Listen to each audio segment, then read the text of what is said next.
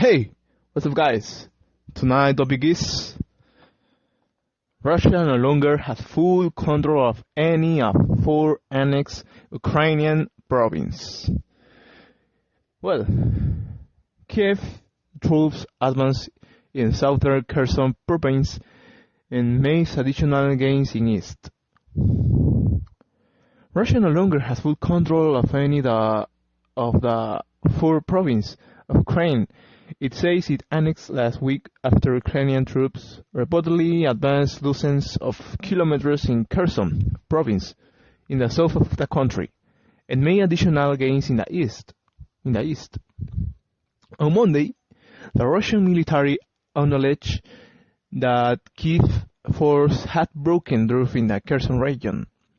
It said the Ukrainian army and its superior tanks units had managed to penetrate the depths of our defense around the village of Solskaya Balka and Alexandrovka. The Ministry of Defense spokesperson Igor Konashenkov said Russian troops had occupied what he called a pre-prepared defensive line. They continue to inflict massive fire damage on Ukrainian force, he claimed. His comments are an admission the Ukrainian southern counteroffensive is dramatically gaining pace. 2 months after it began, Ukrainian bridge appears to have achieved their biggest breakthrough in the region since the war started, bursting through the front line and advancing rapidly along the Dnieper River. Kiev gave no official confirmation of the gains. Russia's sources acknowledged that the Ukrainian tank officers had moved along the river's west bank, recapturing a number of villages along the way and threatening the supply lines for thousands of marooned Russian troops. Speaking overnight, Zelensky said Ukrainian 129th Brigade from his home city of Kryvyi Rih liberated the settlements of Arkhangelsk and Mirolyubivka in the northern Kherson region. The brigade's soldiers flew a blue and yellow flag in Mirolyubivka from a shell-damaged roof. Russian military bloggers suggest Ukrainian advance was spectacular. They claim Kiev's troops were close to Datcheny, about 20 miles south of where the front stood before the breakthrough, indicating one of the fastest advances of the war. Anton Gerashenko, an advisor to Ukraine's Interior Ministry, posted a photo of Ukrainian soldiers posing with their flag draping a golden statue of an angel. He said it was the village of Mikhailivka, about 20 kilometers beyond their previous position. The next apparent Ukrainian target was the city of Berislav on the banks of the Dnieper. It's a scene of turbulence inside Russian Army Command. The head of the Western Military District was reportedly sacked on Monday in the wake of the recent defeats. The news outlet RBC said Kulgen Alexander Shurevlivov had been fired. His district is one of 5 that make up Russia's armed force. The move follows criticisms over the weekend by Chechnya President Ramzan Kadyrov of Valery Gerasimov, Putin's chief of the general staff, over the loss of Lyman. This is obviously related to the war blunders, which are becoming harder to hide. The Kremlin is looking for scapegoats. said a former Russian Defense Ministry official who has worked and with Shuraslivov. The pressure on a commander of the Russian armed force, Valery Gerasimov, will only increase, the former Defense Ministry official added. In his latest address, Zelensky dismissed as a first Russia's annexions of Ukrainian territory, which includes Kherson, Zaporizhzhia, Donetsk, and Luhansk province. Declining to mention Vladimir Putin by name, he says someone somewhere had recently held what he called pseudo-referendums. When the Ukrainian flag is returned, no one remembers that Russia force falls with some pieces of paper, Zelensky said, except, of course, the law enforcement agencies of Ukraine, because everyone who is involved in any elements of aggressions against our state will be accountable for it. On Friday, Putin held a grand singing ceremony in the Kremlin with the 4 Russia-picked leaders of the occupied Ukrainian regions. He declared that territories were Russia's forever, and said he would use all available means to defend them. An apparent reference to nuclear weapons, the Russian State Duma, the lower house of parliament, rubber-stamped the move on Monday.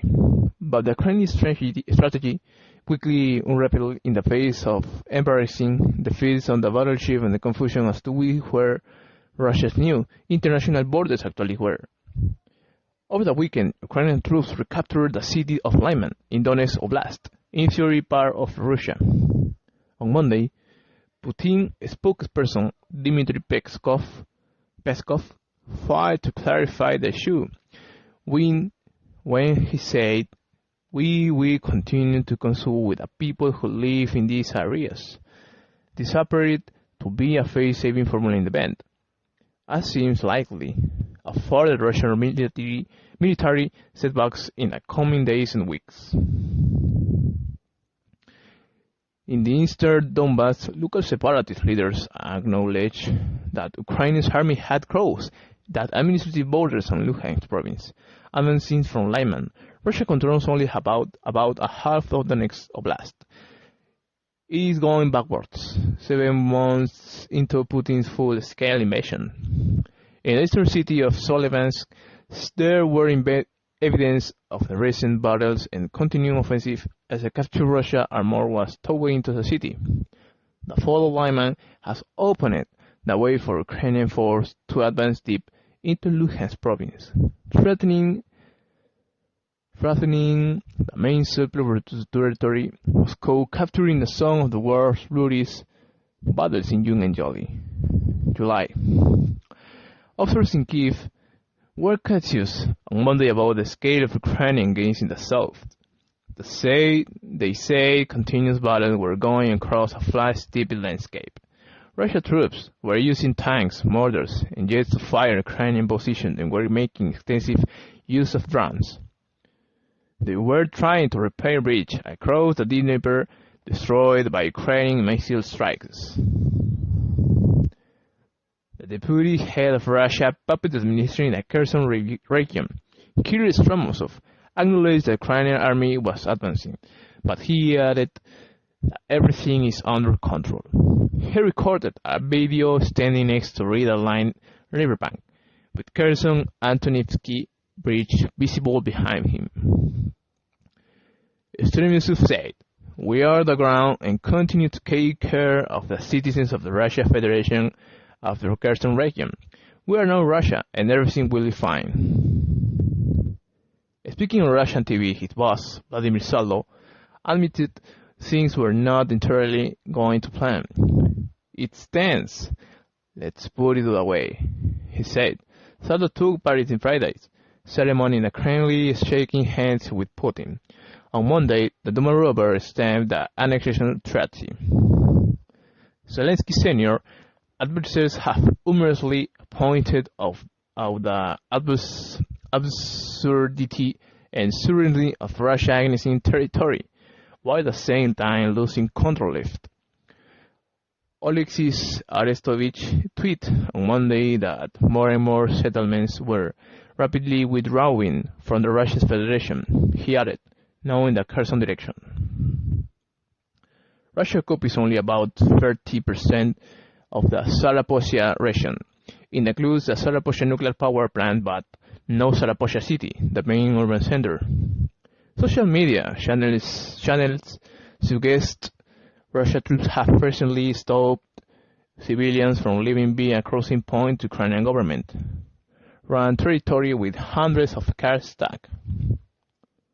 In the northeast of the country, Ukraine was close to liberating all of the Kherson region after counteroffensive which began last month. The Russian front line is the east of the oblast, not far from the town of the Kupiansk, and was said to be collapsing. Ukrainian troops liberate several villages, including Shivkivka. They were reportedly moving east and along the right bank of the Okhis River, toward the border with Luhansk Oblast and the city of Sverdlov. One unverified report said Russian soldiers has abandoned their position in a large forest area without a fight and were fleeing. The International Atomic Energy Agency said Russia has freed the head of the Zaporizhia nuclear power station. Igor Murashov disappeared on Friday while on his way to work on the plant, which Russian troops have occupied since March, and Russia patrol abducted him. The Kremlin has been cursing Ukrainian employees to sign new contract with Rosatom, its state nuclear agency. The EIEA says it had received confirmation Murashov has returned to his family safely. Russia still occupies about 15% of Ukraine, including Crimea, but since September the Ukrainians have reclaimed large chunks of land via Taiwan counters offensive in the northeast and south. It remains to be seen if Russia's mass mobilization at home will change this equation. And well, it's all. And I see you in the next episode, guys. Good night.